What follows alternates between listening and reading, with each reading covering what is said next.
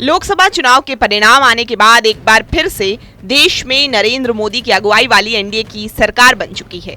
इस पूरे लोकसभा चुनाव में सबसे हॉट सीट और चर्चा में रही वाराणसी लोकसभा सीट से प्रधानमंत्री नरेंद्र मोदी ने लगातार 3 बार जीत दर्ज की है। बावजूद इसके वाराणसी सीट को लेकर चर्चा जारी है। राहुल गांधी हो या गाजीपुर से सपा सांसद अफजाल अंसारी, दोनों नेताओं ने वाराणसी लोकसभा सीट को लेकर बयान देकर प्रधानमंत्री नरेंद्र मोदी को घेरने की कोशिश की है।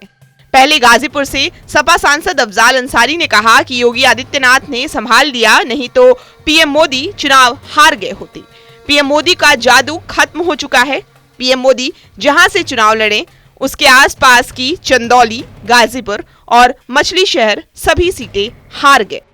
अरे भैया, संभाल दिया योगी आदित्यनाथ है। मोदी का जादू खत्म हो चुका है। आप बताओ, मोदी जहां से चुनाव लड़े बगल में चंदौली नहीं बचा, गाजीपुर नहीं बचा, मछली शहर नहीं बचा, 3 तरफ से बनारस घिरा हुआ है, तीनों सीट हार गए।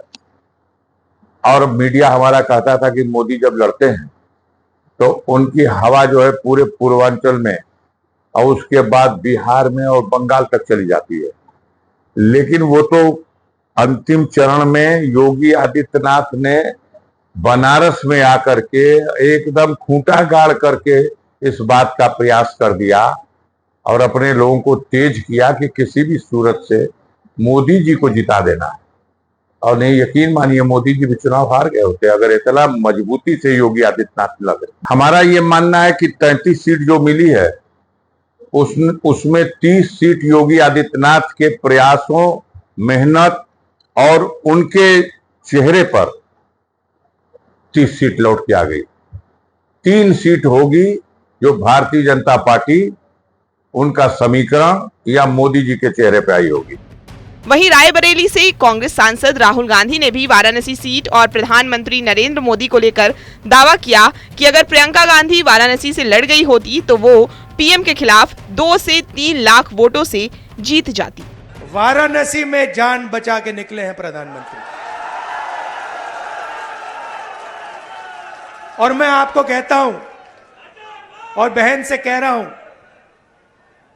अगर ये लड़ जाती वाराणसी में,